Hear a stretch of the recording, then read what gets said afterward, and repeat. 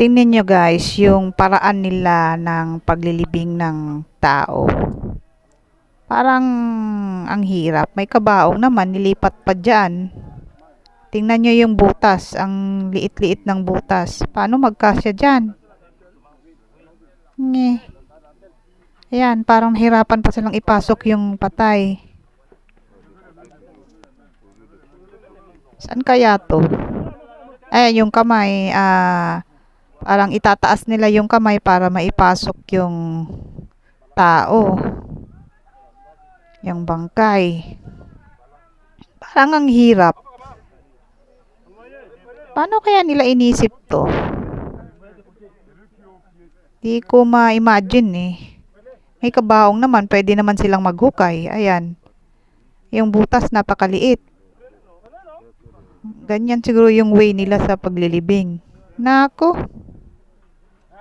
Ayan guys, pahirapan.